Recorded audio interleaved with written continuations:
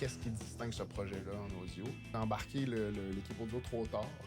Le producteur créatif, il a un peu un rôle de pont. Le premier outil qu'on utilise va venir cimenter ce que tu vas utiliser pour le restant de tes jeux. C'est super important. Aller rencontrer des gens. Pas juste faire comme ah oui, je travaille dans le jeu, mais j'ai pas le temps de jouer. Je trouve que ça.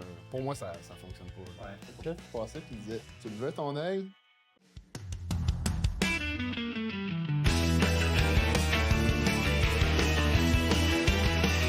Could be better podcast. Bienvenue dans ce nouvel épisode de Could Be Better, le podcast qui donne la parole aux pros du jeu vidéo et de la création numérique, celles et ceux qui sculptent l'expérience du jeu de l'intérieur. Aujourd'hui, on plonge dans un sujet fondamental, comme je l'ai dit. On va en parler juste après avec l'invité justement, mais moi j'ai toujours eu du mal à mettre des mots sur le son et sur les émotions, mais qui aujourd'hui est primordial. En toute franchise, l'épisode d'aujourd'hui, ça s'appelle Diriger la création sonore, le rôle du créatif producteur créatif en français. Et pour ce faire, aujourd'hui, je reçois un ami, Dave Gagné. Bienvenue. Écoutez, je ne sais pas si je t'ai déjà dit, avant de commencer rapidement et d'introduire un peu l'épisode, mais tu es la première personne dans le secteur du jeu vidéo qui j'ai parlé en arrivant il y a quelques années au Québec. Ouais. C'était la toute première. Je me suis remémoré ça en préparant l'épisode et j'ai dit, écoute, je ne l'avais pas dit jusqu'avant, je vais le dire dans le live là. Je voulais voir ta réaction en live. Écoute, je suis très content de te recevoir aujourd'hui. Merci de me recevoir. Puis on est vraiment content de t'accueillir chez Doki Doki Merci, dans nos studios. ouais, merci à Michel aussi de recevoir, et puis toi aussi dans les bureaux de Doki Doki. On fera des photos, c'est super hot là, les bureaux, on va partager ça aussi, on mettra tout ça au montage, on mettra un petit lien aussi. Écoute, pour te présenter rapidement, on commence tous par là, mais t'es un gamer depuis toujours, un peu dans l'âme. Là-dessus, j'ai quelque chose à te poser la question, je te poserai la question après, genre, gamer depuis toujours, mais sur quel type de jeu? C'est comme ça qu'on voit un peu qui joue à quoi concrètement, donc j'aimerais bien avoir ta réponse juste après. Gamer depuis toujours, guitariste depuis plus de 25 ans.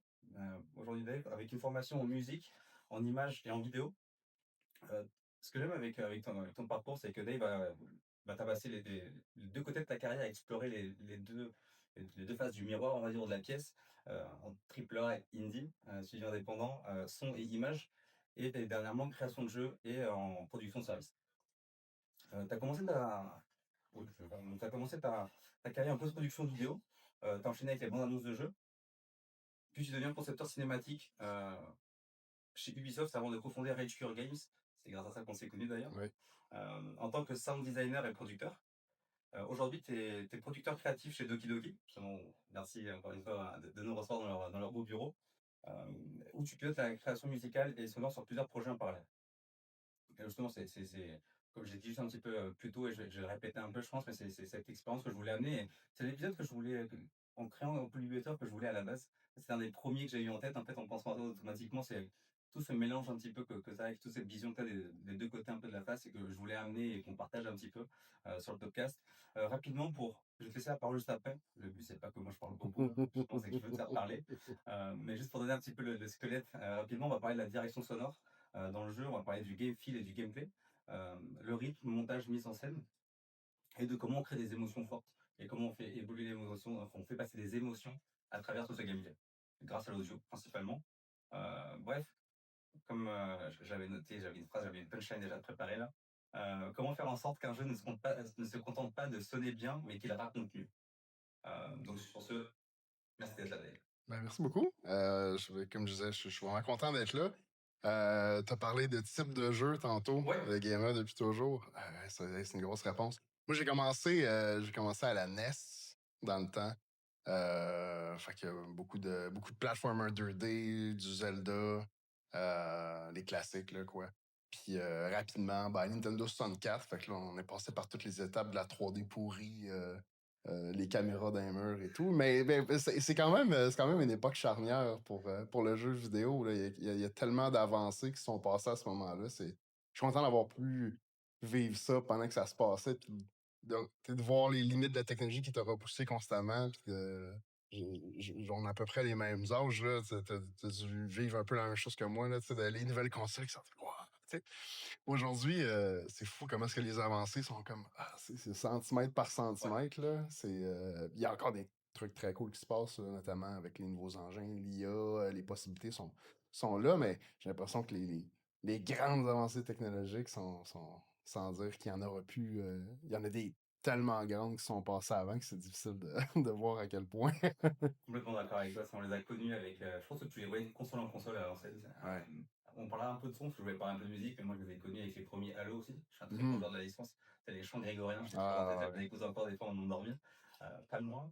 Mais on a connu ces bons un peu, c'est de jeu en jeu parfois sur la même plateforme, mais quand tu parles de la NES, t'arrives à une Game Boy, déjà une GameCube. ouais. Aujourd'hui, c'est là, t'en arrives sur des niveau graphiquement, enfin, visuellement parlant, c'est vrai qu'on a atteint quand même on top un peu là. Ouais. Donc c'est sûr que ça va évoluer, mais il y a toujours de quoi faire. Mais ouais, je suis d'accord. Donc écoute, merci beaucoup pour tes jeux. C'était quelque chose, même si je le savais déjà un petit peu, mais je suis quand même curieux d'avoir ta réponse. Est-ce que tu as toujours le temps de jouer aujourd'hui un peu avant de commencer dans le. Je prends le temps. Je prends le temps, puis je trouve ça important. Oui, j'en ai moins qu'avant. Bon, on a de plus en plus de responsabilités et tout, mais je pense que c'est important. Euh, D'après moi, c'est un peu étrange d'être dans l'industrie du jeu, puis de pas jouer jamais du tout, puis de pas essayer de se garder un minimum au courant de ce qui se fait et tout. Je pense que c'est un gros manque, là. Je pense que c'est un devoir d'essayer de voir au moins qu'est-ce qui se passe. Ça veut pas dire de jouer 8 heures par jour. Même des fois, t'as pas le temps de jouer, mais c'est juste le fun de consulter, tu sais, du contenu. Il y a tellement de gens sur Twitch qui vont jouer les nouvelles sorties et tout. Prends juste la peine de t'intéresser à ce qui sort. Je pense que c'est vraiment important. Des fois, je me fais des blitz. Tu sais, il y a des ventes sur Steam. Là. Des fois, les jeux sont tellement pas chers là, qu'à un moment donné, tu te dis, regarde, le jeu est 4$. Là, sérieux. Là. Fait que des fois, je me fais des blitz. J'achète un paquet de trucs. Pas forcément que ça ressemble, justement. Des trucs que j'ai entendu parler. Là. Pourquoi les gens ils trouvent ça cool, ça?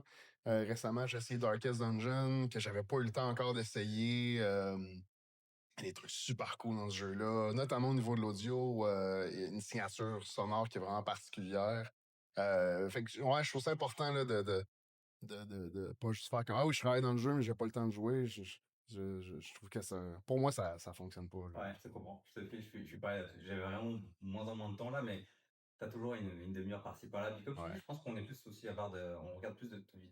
Moi, en tout cas, sur Twitch et compagnie, je reste un petit peu, on va dire, à vif là-dessus. Mais ouais, il y a toujours des gros jeux qui sortent là-dessus. Tu vois, le Darkest Dungeon, pareil, j'ai joué récemment là.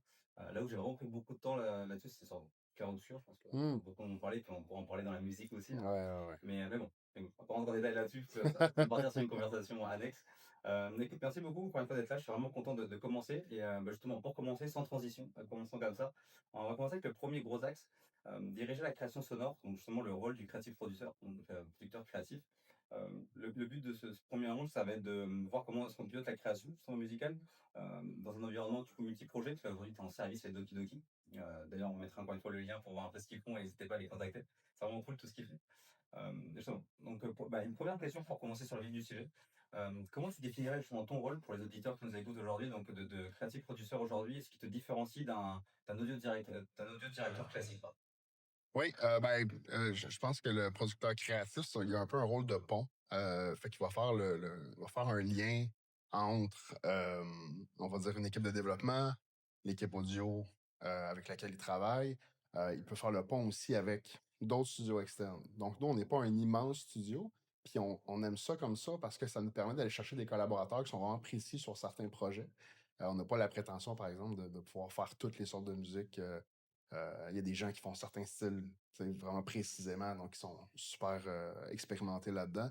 Donc, justement, oui, c'est de dire on travaille avec l'équipe de développement en service. On a notre équipe à l'interne qui va travailler avec cette équipe de développement. Mais aussi, OK, ben, on a besoin d'un talent pour une voix spécifique. On cherche quelqu'un, un profil vraiment précis. On cherche un musicien, un compositeur pour un truc vraiment précis. Puis il y a aussi tout le côté un peu développement là, de business en tant que tel, là, qui est, OK, cool, travailler avec des nouveaux collaborateurs, que ce soit en service ou même aller chercher des services pour nous aider à offrir encore une meilleure offre.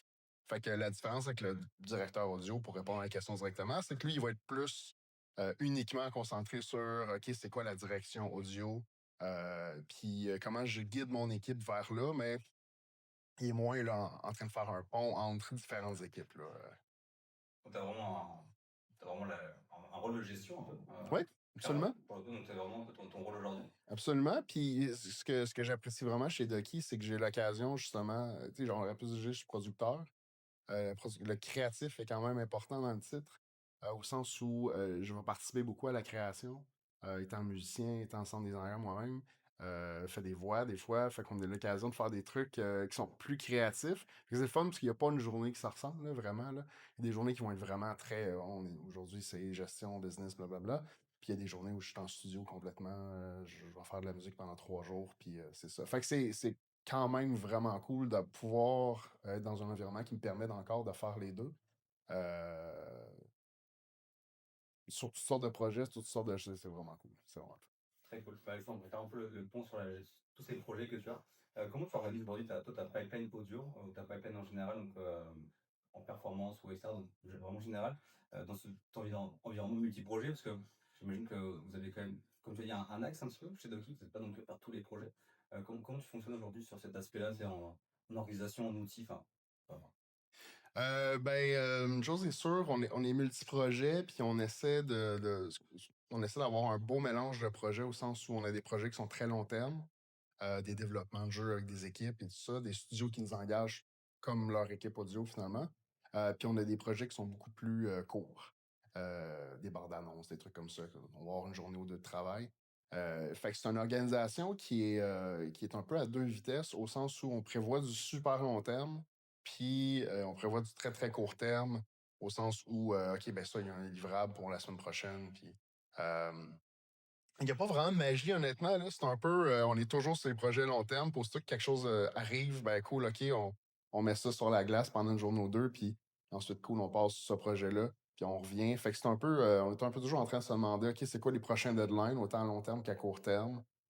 Parce que même les projets à long terme, ben, maintenant, il faut les livrer, n'est-ce pas? on va penser noter aussi, même si il faut en faire en fait de temps en temps. Mais ouais, y a pas c'est pas sorcier, honnêtement. C'est d'avoir une bonne gestion de calendrier, de s'assurer qu'on a toujours les deadlines en tête, disons. Puis une bonne communication, je pense, là, ça c'est important. euh, Parce que les choses changent toujours dans le jeu vidéo. On est toujours en train de mettre à jour, OK, la production a changé, je sais pas, tel asset a changé, puis là, ça a un impact sur le son. Donc, il y a une grosse part de mon travail qui est de se garder à jour, puis de s'assurer que, OK, on a encore l'heure juste là-dessus. Est-ce que ça a changé? Parce que c'est facile de passer 2 jours sur une musique qui finalement, c'est plus, le besoin a changé, il a évolué depuis parce que l'équipe de développement continue de travailler. Puis là, soudainement, on vient de perdre 2 jours sur un truc. Fait qu'il y a constamment cette gestion-là, là, je dirais, de priorité, mais aussi d'information.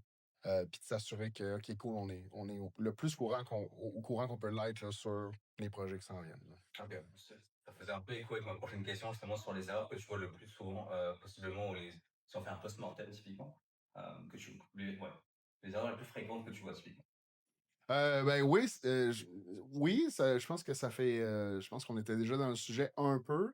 Il y a d'autres erreurs classiques, je dirais, là, qui est d'embarquer l'équipe audio trop tard. Ça veut dire, ah, l'audio, de toute façon, c'est pas tout de suite, c'est dans. Ça, c'est classique. Puis là, je veux pas empiéter là, sur d'autres choses qu'on risque de dire plus tard, mais je pense que c'est le plus tôt on peut intégrer l'équipe audio, même si elle est stand-by pendant 8 mois, un an, c'est pas grave. Parce que juste de savoir, OK, le projet, il y a tel élément, il y a tel truc, déjà, on peut lancer des conversations. Puis l'audio fait pas juste répondre à des trucs de gameplay, à mon avis. Si tu vas avoir un bon audio, il va aussi informer certaines décisions design. Au sens où peut-être qu'une feature, une fonctionnalité d'un jeu, tu te dis, ah, ça marche semi, on a le goût de la couper. Voilà, attends un peu, si on ajoute l'audio, finalement, ça fonctionne. Et non seulement ça fonctionne, mais ça rajoute beaucoup de qualité. Fait que je pense qu'il y a une erreur qui est de, ah, bon, on monte le jeu complet, ou le plus possible, puis après ça, on arrivera avec l'audio. Je pense que c'est de se priver d'un, d'un- ben, d'une grosse partie du résultat final, puis de faire des jugements sur des trucs qui finalement, peut-être qui fonctionnent avec le bon feedback, tu sais, avec le bon feedback audio. Ouais, je pense qu'on avait peut-être déjà parlé, ça fait écho, et je suis complètement d'accord avec toi dans cet aspect et je le vois beaucoup, c'est avec les studios avec lesquels nous on travaille, parce qu'on parle un peu des différents prestataires de services. Souvent, j'aime bien savoir un peu comment ça se passe chez eux. Et souvent, c'est vrai que l'audio arrive à la fin de ça. On développe le jeu, puis on verra à la fin pour intégrer l'audio. Contrairement aux équipes qui les intègrent dès le début, et tu l'as dit, ça permet de déceler des choses, de voir des choses que l'équipe n'a pas forcément vues, parce que bah, c'est pas leur cœur de métier à proprement parler. Ouais, très pertinent. Je trouve ça vraiment cool, et je trouve qu'on met pas cette point là-dessus. On a tendance à se dire, on est déjà assez occupé avec le jeu en Ouais. lui-même, mais Des fois, il suffit juste d'avoir quelqu'un qui est là en stand-by et qui peut juste faire des fois des back and forth ou faire des propositions.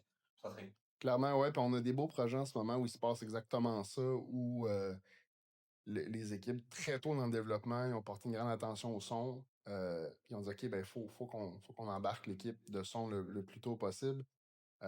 Puis je vois vraiment la différence que ça fait, là. Tu sais, on peut être impliqué au développement, on peut donner des idées, puis on peut vraiment aider à cristalliser des features peut-être qu'on est moins sûr, peut-être, ah, c'est cool, tel truc, telle affaire, mais finalement, un coup, on met le son, on se dit, ah, OK, cool, ça vient de vendre le truc, là, ça fonctionne. Juste un VFX, tu sais. Un VFX, hein, la petite magie qui vient. C'est pas le même résultat, là. C'est ouais. pas la même chose du tout, là. Fait que, bref, ouais, je pense que ça, c'est probablement la plus grosse erreur, c'est d'attendre trop longtemps en se disant, ouais, mais de toute façon, on va les faire attendre. Non, c'est correct. C'est correct. On aime mieux avoir une discussion tout de suite, dire, cool, le projet est vraiment le fun, on a le goût d'embarquer. Puis au final, même si ça prend 6 mois avant qu'on travaille dessus, c'est pas grave. Nous, on a le temps d'y réfléchir. Puis, tu sais, t'as pas visité encore en bas, là, mais on a le studio de Foley qui est juste en dessous de nous. On a des bibliothèques avec plein d'objets, puis de cossins, ben, on est un peu des ramasseurs, là, tu sais. Michel, des fois, il arrive avec des vieux jouets qui servent plus. Puis on est, hey, sort tel projet. Puis là, tu sais, on tape dessus. Non, mais c'est drôle parce que justement, on parle avec un client d'un projet. Puis on est comme, OK, mais nous, ça reste là, là. Puis là, justement, t'as un truc qui s'en va au vidange ou whatever. Mais là, ah non, attends un peu, ça pourrait être bon pour. Puis tu sais, cool, on le met de côté, tu sais. Puis là, on est prêt, tu sais, la journée qu'on embarque sur le projet. Mais justement, là, ce temps-là, il est super précieux parce qu'il nous permet vraiment de faire une partie du chemin créatif sans travailler sur le projet, là. C'est gratuit, ça. Ça coûte pas cher Ça, pour ça, les ça coûte vraiment pas cher. Par contre, je peux qu'appuyer dans franchement, en général, sur tous les projets, plus de temps s'y prend mieux, mais surtout dans votre cas là, c'est vrai Ouais. que j'ai vu beaucoup de fois où la musique était vraiment prise à la fin, le sonore était vraiment pris à la fin. Il faut vraiment que j'aille visiter les locaux avant. Il faut vraiment que je fasse après. Justement, tu m'as amené un petit peu sur ma prochaine question. Comment tu communiques justement cette vision un petit peu tu sais, sonore, aux compositeurs, aux sound designers, aux équipes externes? Tu sais, genre, comme tu as dit, pour certains de nos auditeurs, j'imagine que c'est toujours un peu. Tu sais, moi, la musique, ça a toujours été. Je fais de la musique depuis longtemps, je joue de la guitare depuis bien 20 ans maintenant aussi. Ah ouais, c'est vrai. Ouais, On c'est n'a jamais cool. Je parlé, je savais sais même pas, pas faut ça. vraiment qu'on s'en parle plus. On se parle beaucoup, mais non, mais ouais, j'en joue beaucoup aussi. Tu sais, ça a toujours été un peu instinctif tout ça, donc c'est toutes ces choses. Donc ça peut être des fois un petit peu abstrait quand tu viens de l'extérieur. Donc comment tu communiques cette vision-là, en tout cas vous chez Doki ou toi directement? Je dirais une des choses les plus importantes au début, surtout quand on travaille avec des équipes qui sont moins axées sur l'audio ou pas du tout, c'est de développer un vocabulaire, d'essayer de bien comprendre euh, les gens avec qui on travaille, qu'on ait le même vocabulaire, tu sais, que quand je te dis j'ai besoin de quelque chose de plus dynamique, que tu comprennes qu'est-ce que ça veut dire. Ou si tu me dis, ah, c'est trop telle chose, c'est trop. Donc, je pense qu'une des premières choses, c'est de s'assurer qu'on a cette discussion-là, puis de se partager des références beaucoup, tu sais. Ah, ça me fait penser je pensais à tel truc. OK, ouais, mais tu sais, peut-être que tu dis tel mot, moi je dis feutré, toi tu vas dire low-fi, tu sais, Ouais, mais peut-être qu'on parle la même chose, peut-être que non, mais si je t'envoie une référence, puis tu me dis, ah oui, ça, telle affaire, cet instrument-là, je l'aime vraiment. OK, cool. Là, tu sais, on établit tranquillement qu'est-ce que ce mot-là ou qu'est-ce que cette vision-là veut dire pour toi en quelque chose de plus concret. Ça, c'est pas facile. Plus on travaille avec des équipes, plus c'est facile parce que là, justement, tu finis par te connaître. Puis quand je travaille avec Alex ici, il y a une vision, il y a un truc. On est capable d'en parler, puis on voit exactement la même chose parce que justement, on a un vocabulaire qui est commun. Quand tu travailles avec un client, par exemple, ben, il a son propre vocabulaire ou il n'y en a pas du tout. Fait que là, tu sais, c'est de le développer. Mais ça, c'est une partie qui est quand même intéressante. Là, il y a une forme d'échange, mais aussi d'éducation, tu sais. Puis justement, les studios avec lesquels on travaille, généralement, sont super ouverts à ça, puis sont intéressés. Puis on sent même qu'eux, ils évoluent en termes d'audio. Tu sais, ah, là, c'est possible de faire ça. Puis tu sais, il y a des idées qui émergent. Quand ils voient les possibilités, puis quand ils voient qu'est-ce qu'on peut faire, notre façon de travailler, ben, on dirait qu'ils se rendent compte, OK, cool, c'est pas juste j'envoie une demande dans une boîte, puis il y a vraiment une discussion qui se fait. Même chose pour le sound design, beaucoup de références le plus possible. Euh, meilleures sont les références, meilleures, après ça, on peut faire quelque chose qui va être dans la bonne direction. Puis ça veut pas dire des références, ça veut pas dire qu'on a besoin de 6 références qui sont exactement la même chose. Des fois, ça peut être j'aime telle affaire de tel truc, mais tu sais, peut-être que c'est trop, le tempo est un peu lent. En même temps, ce serait le fun que ce soit un peu plus rock. OK, tu sais, on peut prendre des éléments, puis essayer de voir, OK, ben ça, essayer de comprendre aussi qu'est-ce que ça veut dire quand je dis j'aime cette pièce-là. C'est peut-être j'aime la tonalité, c'est peut-être j'aime l'instrument principal, c'est peut-être j'aime l'émotion que ça me donne quand je l'écoute, mais il y a du violon, mais j'aime pas ça, le violon. Tu sais, ça se peut aussi. Fait que ça aussi, c'est des choses. D'un peu de découvrir. On est un peu à la recherche de qu'est-ce qui fait vibrer le projet, là, la vision, finalement. Là. Puis après ça, de communiquer ça aux équipes, puis d'essayer de le faire comprendre le mieux possible, mais aussi de le faire évoluer. Là, tu sais. Parce qu'en début de projet, c'est drôle comment on parle beaucoup de direction artistique. Ouais. Puis la direction audio, oui, dans des plus petits projets, peut-être qu'on en entend moins parler. C'est super important aussi parce que ça vient vraiment alimenter tu sais, le reste de la direction artistique. Là. Ça fait partie de ça finalement. Puis même si c'est bien fait, ça peut l'élever. Tu sais. Ouais. T'as ta direction artistique qui est normalement très visuelle, qui est comment que l'audio vient rendre ça plus grand que nature. Tu sais. Ouais, complètement. J'ai plein de questions là-dessus, mais j'essaie de processer là, alors, laquelle là je garde. La première que j'ai, c'est une lexique super intéressante. Moi, je suis le premier, comme je disais tout à l'heure, j'ai du mal à mettre des mots sur des choses. Il y a beaucoup de choses que je fais, mais je vais avoir du mal et je pense qu'on n'emploie pas les mêmes mots pour les mêmes choses. Ouais. Donc, ce serait marrant du coup d'avoir une sorte de lexique un peu, c'est presque pour porter tous à la même page. C'est combien de temps à peu près c'est pour toi cette première étape un petit peu c'est de découverte avec, je sais pas, entre se mettre un peu d'accord, se mettre d'accord, faire une première proposition avec les références, etc. Ouais, ben, en général, mettons un audio branding, ce qu'on appelle le branding, c'est vraiment cette espèce de recherche-là, autant au niveau faire des propositions que justement développer un peu le lexique. Tu sais, on veut parler de quelques semaines, 2 semaines. Tu sais, puis là, on parle vraiment de tests pur et dur. Là, fait que, on est à la recherche autant de musique que de sound effects, Mm. que de voix. Fait qu'on on est vraiment en recherche là, pur et dur de qu'est-ce qui distingue ce projet-là en audio. Puis des fois, c'est évident. Puis des fois, c'est pas si évident. Il faut le trouver un peu. Là, tu sais. Évidemment, le client, il veut toujours quelque chose de spécial. Puis c'est cool. Là, on est là pour ça. Mais qu'est-ce que ça va être? Là, tu sais. Qu'est-ce que ça veut dire? Puis ça peut être une chose vraiment spécifique qui se démarque. Ça peut être un ensemble de petits trucs vraiment euh, un peu spécial qui, mis ensemble, crée quelque chose de différent. Mais ouais, ça, je dirais environ. Environ. Donc, c'est ma curiosité. Et pour enchaîner là-dessus, j'aurais une question pour toi. Est-ce que tu as déjà vu le cas où il y a d'abord eu la musique avant le jeu? Hey, c'est une bonne question, ça. La musique avant le jeu. C'est, Euh, je pense pas. Mais c'est drôle. Moi, je l'ai pas vécu. Par contre, à l'inverse, ce qui m'est déjà arrivé d'avoir des idées de jeu en écoutant de la musique, absolument. ouais. Absolument. Euh, je pense à Disaster Peace qui a fait la musique pour quelques jeux ou un film It Follows. Je trouve que ses albums sont super évocateurs. Ça me donne le goût d'être. Tu sais, j'ai goût de jouer au jeu qui va avec la musique, là, tu sais.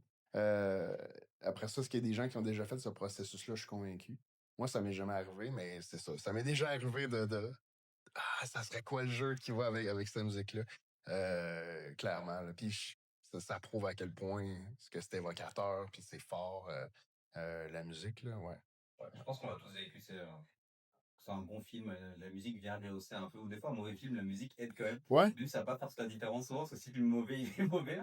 Mais non, ouais, je suis d'accord avec toi, et c'est super évocateur. C'est tellement de, je pense qu'on l'a tous un peu vécu à travers des musiques, des jeux ou euh, des sons d'ambiance, hein, mais Ouais. je comprends. Très très cool. Une petite question un petit peu pour faire une transition. Qu'est-ce qui, selon toi, fait la différence entre un bon directeur, un excellent directeur audio et un bon sound designer? Ben, je pense que l'affaire numéro un, c'est probablement la vision. Une vision forte et cohérente. Parce que tu pourrais être super bon sound designer qui fait des très bons sons, mais qui, peut-être que ces sons-là, ensemble, ne fonctionnent pas super bien ou qui sont pas implémentés dans le jeu de façon cohérente ou. euh, Puis le directeur audio, à mon avis, c'est un peu sa responsabilité, c'est peu importe l'échelle du projet, là, c'est de se faire protecteur de la vision, de l'établir, premièrement. C'est quoi la vision? Puis de la protéger ensuite, là, de s'assurer qu'elle est respectée tout le long. Parce que on sait, là, le développement de jeu, c'est super long. Il y a beaucoup d'intervenants. euh, il y a beaucoup de sons, il y a beaucoup de musique. Puis le joueur, lui, il va consommer tout ce contenu-là en, on va dire, une vingtaine d'heures, mettons, là, en moyenne, whatever. Euh, ben, c'est facile pour toi de la pièce musicale que tu as écrite, je sais pas, cette année, puis celle que tu vas écrire dans un an et demi, ça se peut qu'il y ait une différence, hein. Parce que toi, t'as continué d'évoluer. Ça peut être bénéfique au projet, ça peut être aussi, ouais, on dirait que c'est plus le même compositeur, tu sais. Fait que je pense que c'est là que le directeur audio, un bon directeur audio, sait dire OK, ben tu sais, ça, c'est pas dans la direction, c'est pas dans la vision, on est off un peu, c'est de ramener le tir. C'est drôle, je sais pas si tu te rappelles du jeu Owlboy qui a sorti, c'est quand même un gros jeu indie qui a sorti quelques années. Puis ça m'avait frappé parce que justement, ça a été une très longue production, là, je sais pas, on a fait comme 6-7 ans, je sais plus. Euh, Puis l'artiste principal qui faisait le pixel art disait à un certain point, on s'est demandé on pourrait refaire les personnages, tu sais. Parce qu'il s'est rendu compte que ses talents, ses skills avaient vraiment augmenté. Puis il montrait qu'est-ce qu'il était capable de faire à ce moment-là. Puis il était là, c'est vraiment plus cool ce art-là. Là, les amis, il n'y a pas de fin à ça, là. Parce on va refaire tous les personnages. Puis un coup qu'on est fini, je vais être encore meilleur. Parce que là, ça va être dans 2 ans quand je vais terminer. Puis qu'est-ce qu'on fait une coche de plus? Tu sais, à un moment donné, tu te dis non, c'est ça la direction. Puis c'est ça, le directeur audio doit avoir cette maturité-là de dire non, non, c'est ça la direction. Puis des fois, ça peut évoluer, c'est correct. Je pense c'est pas une question d'être rigide, c'est juste une question de dire ça, c'est la direction, puis on la respecte au maximum. Euh, Puis des fois, de faire des calls qui sont crève-cœur, mais dire non, ça, c'est en dehors. Ou justement, là, ça me prend quelque chose qui est en dehors de la vision parce qu'on va créer quelque chose. On arrivera là, mais des fois, c'est le fun d'aller challenger la vision pour créer un effet, là, tu sais. Oh ouais, je te file tout à fait. Garder cette agilité quand même, mais il faut garder un cap. Ouais, ouais, Si absolument. tu fais une tournée sur toi-même, là, il y a plein de freins, donc très cool. Merci beaucoup, voilà, super intéressant. Ouais, donc toujours cette vision un petit peu de prendre cette hauteur, donc vraiment de gestion un peu de capitaine, là, si je peux Ouais, dire. ouais, absolument. Le terme est beau, là. Capitaine, c'est pas mal. Est-ce que tu aurais une bonne pratique, peut-être que tu l'as vécu toi ou que tu l'as vu, mais peut-être que tu l'as vécu ou tu t'es dit, enfin selon toi, ou le son, la direction artistique, sonore, excuse-moi, la direction artistique, je m'en mêle un peu les pinceaux, ou la direction artistique a transformé un projet, tu sais, donc, où tu as pu vivre ou où tu as pu voir l'évolution du temps, où tu t'es dit, ouais, là ça a vraiment permis de changer la dynamique par exemple. Euh, je réfléchis à ça. C'est quand même précis. Euh, ben, pas forcément quelque chose que j'ai vécu moi-même. Je parlais tantôt des Masterpiece. Il y a un jeu qui s'appelle Hyper Light Drifter que j'aime vraiment beaucoup. Puis une des grosses raisons pour que j'aime autant ce jeu-là, c'est vraiment le son du jeu. Ouais. Euh, c'est pas un jeu particulièrement éclaté ou explosé. C'est un genre de Zelda avec un peu de shooting, caméra pixel art, caméra au-dessus et tout ça. Mais la signature sonore est tellement unique, puis c'est en grosse partie à cause de la musique. Je trouve que c'est porteur vraiment du jeu au complet. Puis j'ai pas le choix d'imaginer que euh, ton niveau d'appréciation, si tu joues avant que la musique ait été mise dans le jeu, ça doit être tellement différent, là, tu sais. Puis ça vient vraiment donner le ton. Tu es sur une planète un peu hostile. Un personnage qui est un peu seul, bon, je ne vais pas spoiler, évidemment, vous avez joué. Je veux pas Je divulgacher. mettrai le lien là pour que je vais aller voir ça. Je vais aller voir le jeu, mais. Mais j'ai pas le choix d'imaginer qu'avant que la musique rentre, à quel point c'est que c'était une expérience qui était différente, puis qui a été profondément changée par juste une bonne soundtrack. D'ailleurs, c'est un peu comme ça que j'ai découvert cet artiste-là, Disaster Peace, qui, qui a juste sorti plein d'albums, avait un peu de concept, toujours en chiptunes, mais avec un côté un peu synthé plus moderne. Puis c'est ça, je dis, on dirait que les fois que j'écoute un album, je dis, il y a où le jeu qui va avec, là, tu sais. Parce que c'est la faute à Hyper Light Drifter qui est arrivé carrément avec sa soundtrack. Mais ouais, c'est ça. Je pense que c'est un bon exemple d'à quel point une bonne bande son peut faire vraiment une différence gigantesque. Très cool. Merci pour le partage. Encore une fois, on mettra le lien pour les gens qui connaissent pas le jeu. Et j'ai vu aussi, je crois que je l'ai pas fait en entier, mais je sais que le son m'avait marqué aussi. Ça Et fait je trouve que. quand même quelques temps que c'est sorti. Ah ouais, ouais. Je pense que c'est un bout là. C'est que j'ai jamais fini. C'est si bon. C'est si bon, mais à la fin, ouais, c'est quand même dur. À la fin. Peut-être pour ça que j'ai arrêté. Non, mais tant de jeu, pas assez de temps. Ah, Pas beaucoup assez trop de là. temps. Très cool pour passer un petit peu du coup, ce deuxième axe un petit peu, deuxième chapeau, peu importe le taf. Le son comme pilier du game feel et de la narration. Cet angle, dans cet angle, j'aimerais qu'on explore un petit peu plus comprendre comment l'audio influence directement la perception, le rythme et les émotions du joueur. Je pense que j'ai plein de choses en tête aussi de mon côté, mais je les ai à répondre. Justement, pour cette première question, comment toi tu abordes le sound design en support au gameplay et par où est-ce que ça commence? Euh, la première chose, puis on en parlait un peu tantôt, on parlait de bon, est-ce qu'on game encore et tout ça. Je pense que quand on embarque sur un nouveau projet, c'est la première chose qui est importante, c'est qu'on joue le jeu, peu importe sa forme actuelle. Donc, on joue le jeu le plus possible, qu'on essaie de comprendre comment le jeu fonctionne. Ça, c'est pas juste une question de ah ouais, le jeu est fun, cool. Non, c'est comment on prépare, on se donne des munitions de OK, comment on rend ces actions-là encore plus concrètes ou leur donner encore plus d'impact. Fait que ça commence vraiment par une excellente compréhension du jeu. Si tu comprends pas le jeu, tu peux pas faire un bon son pour, là, je considère. Là. C'est d'essayer de comprendre les codes de ce genre de jeu-là. Parce qu'un first-person shooter, ben, ça a zéro les mêmes codes que un tactical RPG ou, tu sais, il y a des classiques, il y a des choses qui sont un peu inconscientes des fois, mais c'est des choses qu'on s'en attend. Puis il y a des c'est drôle comment il y a des choses qui évoluent tranquillement, tu sais. Je pense que maintenant, tu as un shooter, first-person shooter, ben, quand tu touches quelqu'un, il y a comme un tic qu'on appelle, là. Le fameux Ah, OK, t'as touché quelque chose, là. Mais tu sais, il y a, je sais pas, 10 ans, 12 ans, il n'y avait pas ça. Là. Non, non, Maintenant, t'as pas de tic, c'est pas ce qui c'est off, là. Ça marche pas, là. Tu sens qu'il y a quelque chose qui fonctionne pas. Mais ces codes-là évoluent, tu sais. Puis ça, c'est une autre raison qu'il faut que tu restes au courant, c'est que justement, là, il y a des choses qui évoluent, puis la perception puis les attentes des joueurs continuent d'évoluer tout le temps. Des joueurs et donc aussi des équipes de développement.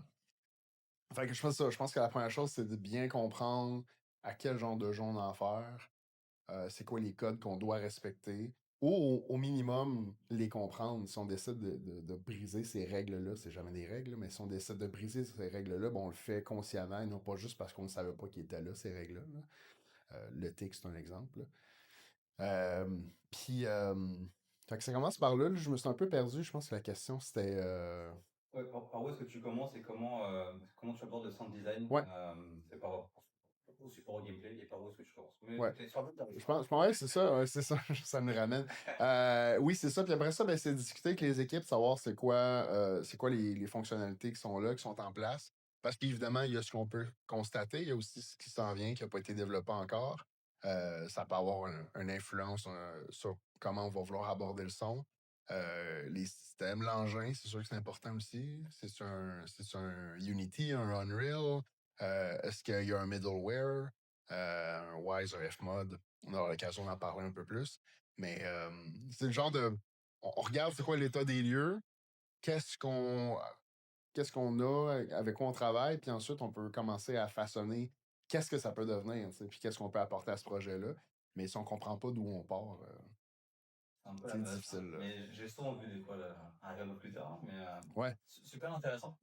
Ma prochaine question, en fait, on a déjà un petit peu répondu tout à l'heure, c'était c'est quoi les erreurs que tu vois le plus souvent quand le son est traité trop tard? Donc on y a répondu ouais. précédemment, mais pour switcher un peu avec ce que tu disais, pour le moduler un peu, qu'est-ce qu'une équipe pourrait faire, tu sais, déjà en avance, donc commencer à préparer des choses, ou commencer à préparer une sorte de cahier des charges un petit peu, Ouais. même pour eux, c'est de se dire, ok, mais en fait, on a déjà ça qui est préparé, comme ça, lorsque l'équipe audio arrive, on est déjà prêt. Je pense que ça pourrait être une bonne checklist un petit peu. Donc, qu'est-ce que toi, tu as en tête, pardon? Ben, la première chose, c'est de commencer déjà à préparer des listes de qu'est-ce qu'on voit comme son. On s'attend à voir la voix quand que le personnage principal fait tel truc. Fait que, tu sais, c'est le genre de truc, ça peut être quand même une grosse tâche, là. C'est facile de sous-estimer la quantité de son qu'il peut avoir dans un jeu. C'est sûr que si vous attendez d'onboarder une équipe audio pour le faire, ben, vous allez passer une semaine à juste monter une liste. Puis en plus, ben, l'équipe audio va en arriver avec d'autres de plus, parce que souvent, il y a des trucs que tu réalises même pas que tu as besoin, puis l'équipe audio, elle a fait, non, non, tu vas avoir besoin de ça, ça. Ça s'en vient, là. Tu le vois pas encore, mais tu vas trouver qu'il te manque ça, ça, ça. Nous-mêmes, on a un genre de template qui, évidemment, ça peut pas être un template au sens où tous les gens ont besoin de la même chose, mais il y a comme une espèce de base qui revient tout le temps. Elle, on l'a déjà. Puis en général, quand les gens nous en parlent pas, on dit ouais, tu vas peut-être avoir besoin de. Ah oui, c'est vrai, c'est super bon, mais tu sais, quand tu fais juste ça, tu finis par voir les mêmes trucs revenir. Mais ouais, parce que je dirais avoir une bonne compréhension de qu'est-ce que ça va prendre comme asset. Déjà penser, puis ça a l'air de rien, mais c'est une discussion qui peut se faire relativement tôt. Identifier des gens dans l'équipe qui pourraient être des bons partenaires pour l'équipe audio, notamment au niveau du code. Parce que nous, on va faire vraiment. On va faire l'audio, ce que j'appelle 360. Fait qu'on part du branding, du sound design, la musique originale, des voix, du foley. Ça va jusqu'à l'implémentation en engin, que ce soit Unreal, Unity, des engins custom. Euh, Par contre, une chose où nous, ça peut être très long, difficile, puis dangereux, entre guillemets, c'est comment on s'insère au niveau du code. Parce que quand même toujours une espèce ça prend du code, là, finalement. Euh, Souvent, c'est facile de dire ben, ça serait cool d'avoir quelqu'un à l'interne qui est intéressé par le son, qui a envie de faire ça, puis qui est déjà un peu à l'affût du genre de trucs qu'on peut avoir besoin. Fait que ça, c'est quelque chose qu'on peut faire quand même assez tôt, identifier des gens qui sont intéressés par ça. Ça veut pas dire qu'ils vont commencer tout de suite, mais ça met une graine à ce niveau-là, faire comme OK, cool. Il y a des gens à l'interne qui vont avoir le temps puis qui sont intéressés là, par l'implémentation d'audio. Euh, Puis ça, c'est une autre chose. Parler de liste, parler de code. Ben, la direction générale, tu sais, commencer à penser qu'est-ce que je vois dans ce jeu-là, tu sais. Puis nous, pour vrai, une bonne partie, sinon nos clients le font très bien, là. Quand on arrive, on a une discussion, ils ont déjà une bonne idée de ce qu'ils veulent, là. Ils l'entendent.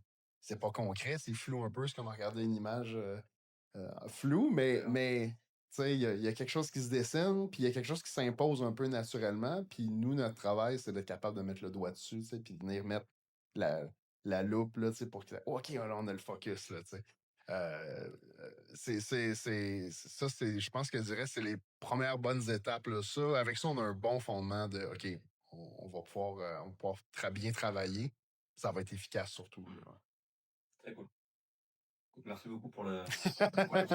Non, pour penser, parce que c'est des choses plutôt c'est mieux c'est dans l'écoute. Ouais. Donc c'est des choses des fois qu'on dit, on peut oublier un peu ou mettre de côté. Notamment identifier une personne en interne qui aurait un intérêt pour ça. Donc déjà le faire en amont comme ça, t'arrives pas à la minute à dire toi viens ici, tu vas faire ça. Ouais, c'est ça. Puis même, tu sais, c'est aussi, euh, c'est aussi facile que juste commencer à se demander, dans le code, il va y avoir des endroits où on va voir brancher les sons, mais ça peut être juste commenter du code. C'est, hey, brancher son de truc ici. L'interface. L'interface utilisateur, c'est un classique de truc qui est relativement long, pas parce que c'est compliqué, souvent c'est dans les trucs les plus simples, mais il y en a tellement partout que c'est facile d'un peu de perdre tu sais, ah, OK, là, ah merde, c'est vrai, il y a tel endroit où il faut brancher tel truc. Fait que des fois, juste une ligne de code, tu sais, hey, brancher ici, tu sais, pis whatever la terminologie, mais brancher ici son de.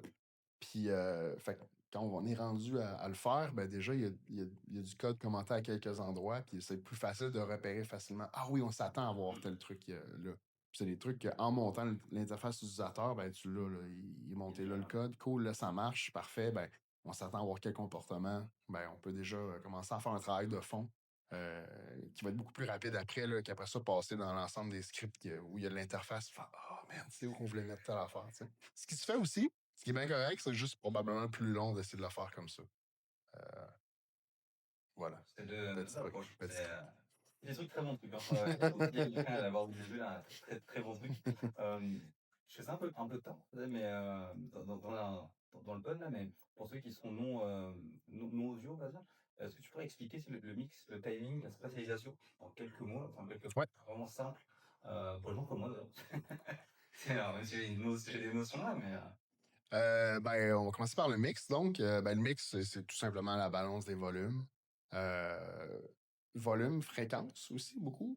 On s'imagine beaucoup, OK, ça c'est trop fort, ça c'est pas assez fort. Des fois, on a ce qu'on appelle du masking. Euh, c'est tout bonnement un son qui va en bouffer un autre. Ça pourrait être aussi simple que j'ai un son qui est super chargé en basse fréquence, puis là j'ai un autre son en basse fréquence qui essaie de passer, puis il est pas capable de passer parce qu'il y en a un qui prend tout l'espace. Il est trop lourd Fait par que rapport la à. solution, c'est peut-être pas de descendre le volume global de l'autre son qui est riche en basse fréquence, c'est peut-être juste de couper dans ses basses fréquences pour que l'autre passe. Tu sais. Fait qu'il y a du mixage. Oui, il y a une question de volume, mais il peut y avoir une question de volume par fréquence.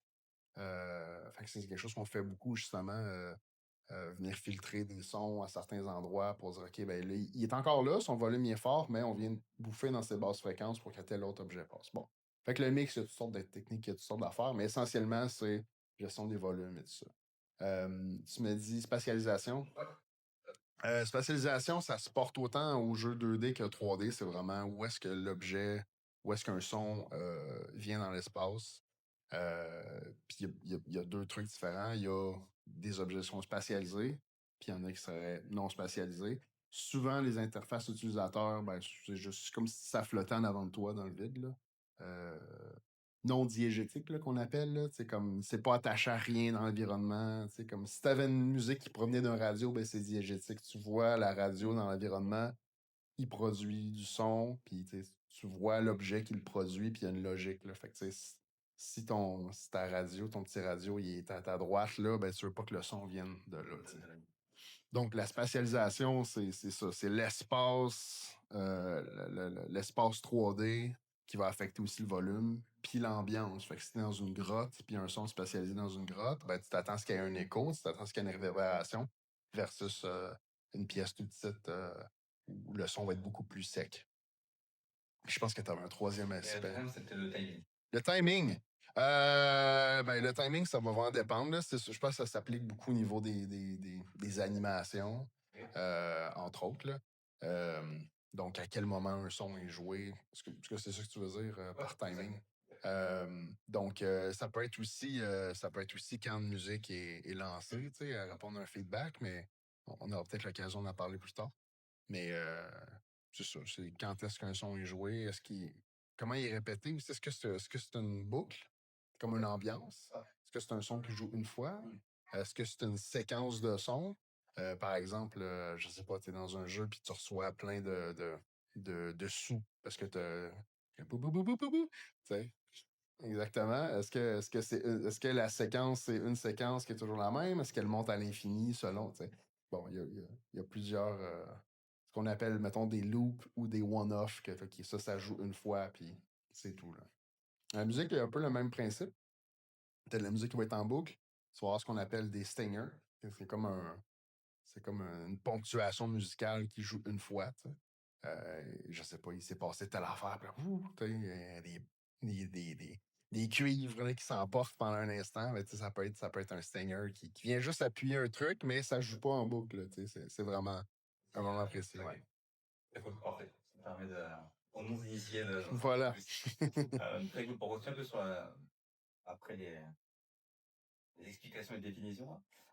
Quel outil, workflow, par exemple, ou whatever, que tu recommandes au studio d'intégrer ou d'utiliser pour le son, ou quelqu'un qui se lance dans le sound design, etc. Donc, c'est quoi un peu, ou même toi, tes outils que tu utilises au quotidien, tu as toujours utilisé, par exemple, ceux que tu évites aussi. Oui, ben en fait, j'irais pas vers ceux que j'éviterais parce que il y a des choses qui fonctionnent pas pour moi qui fonctionnent pour d'autres. Puis des fois, c'est honnêtement, souvent en audio, j'ai l'impression que le premier outil qu'on utilise va venir cimenter ce que tu vas utiliser pour le restant de tes jours. J'exagère, mais pas loin. S'il y a des gens qui ont commencé sur FL Studio, souvent c'est difficile de sortir de là juste parce que tu es habitué à cet outil-là. Puis tu vas peut-être en trouver un meilleur ou peut-être que tu as des irritants qui fait qu'à un moment donné, tu vas avoir le goût de changer. Mais en général, les gens, ils commencent sur un outil. J'ai commencé, j'étais en studio, je devais avoir, je sais pas, 15 ans, j'enregistrais avec un groupe à l'époque. Puis dans le studio qu'il y avait, c'était Cubase SX3. On Ok. remonte loin, là. Ouais. Puis les gens vont dire, oh, il est vieux. Puis moi, ça a été comme un peu l'éveil, pas un éveil musical, parce que je jouais déjà de la musique, évidemment, mais du studio. Là, j'ai fait, oh, c'est cool le studio. Là, le studio où on était, il utilisait Cubase. Fait que c'était OK, mais là, faut que j'achète mon Cubase, tu sais. Puis ça a été depuis ce temps-là, c'est Cubase tout le temps. Puis par chance, quand je suis arrivé ici, qui utilise Nuendo, qui est essentiellement un Cubase là, c'est la même compagnie, c'est le même logiciel, il est juste plus axé post-production. Fait qu'il y a un peu plus d'outils et tout ça, mais c'était comme si j'étais chez moi, là. Puis même, moi, j'avais un Cubase à ce moment-là, j'avais un Cubase 6, qui, le dernier update datait de 2012. Puis je suis tombé sur Nuendo 13, qui est comme, je sais pas, 2023, 2024. Puis honnêtement, c'est la même chose. On travaille beaucoup avec Nuendo, simplement parce que c'est vraiment un bon outil. Ok. Mais il y a aussi beaucoup d'outils de post-production qui permettent de traiter des sons, les modifier, faire de la synthèse de son, c'est-à-dire mélanger des sons ensemble. Il y a également, on s'en sert un peu moins, mais il y a également un pont entre Nuendo et un outil comme Wise, par exemple, qui est possible. Fait qu'au lieu d'exporter ton son puis de le rentrer dans Wise, tu peux carrément juste envoyer directement. Fait qu'il y a vraiment des bons outils, là. Après ça, il y a des gens qui utilisent Reaper, il y a des gens qui utilisent Pro Tools, puis il n'y a pas de mauvais outils, là, tu sais. Ça dépend de l'utilisation, je pense. Ça dépend de l'utilisation, ça dépend avec quoi tu es à l'aise. De toute façon, les gens d'audio le savent très bien. On finit toujours par utiliser des plugins de tierce partie, puis c'est les mêmes partout. Fait que, puis les Fab Filter que tu utilises sur Pro Tools ou Cubase, c'est Fab Filter. Pareil. C'est le même. C'est exactement le même outil, c'est juste que tu l'utilises dans une autre interface. T'sais. Fait que bref, euh, ouais, c'est ça. Nous, le workflow qu'on préfère, nous, on travaille avec Nuendo. On travaille avec certaines banques de sons, des Soundly, des SoundSnap. Euh, on enregistre beaucoup aussi. Donc, en Foley, justement, d'où le studio Foley. Fait que ça peut être un heureux mélange là, de trucs déjà existants avec des trucs vraiment précis, sur mesure, pour donner vraiment une couleur unique. Euh, on dit souvent, des fois, c'est plus long d'essayer de trouver le bon son dans une banque de sons, au lieu de dire on prend un des trucs qui est dans notre bibliothèque puis on essaie de le faire avec exactement la bonne interprétation, entre guillemets. Là. C'est quasiment du jeu, là, rendu là. T'es là avec ton bol en métal, puis t'essaies de trouver avec quelle cuillère tu te cognes dessus. Oh, ouais.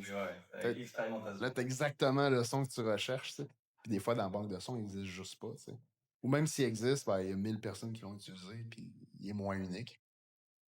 Fait que c'est ça. Des banques de sons, Nuendo, Cubase, peu importe l'outil. J'ai parlé de middleware tantôt, puis ça aurait pu être un bon truc à définir. Je sais quoi le nom en français, un middleware? Je sais plus. Je sais plus. C'est comme c'est comme un logiciel entre deux logiciels, finalement. Là. J'ai pas encore tellement utilisé en anglais, en fait, que je l'ai pas tellement en français. Ah, les gars. Ouais, un logiciel entre deux logiciels, là. Ouais, C'est ce qu'on ouais. vulgarise. Je mettrai dans l'épisode, là. Ouais, c'est un bon. Sur YouTube, là, c'est un bon. Les gens en commentaire. Une définition. Dites-nous, c'est quoi votre. Ceux qui le savent, ouais, c'est bien.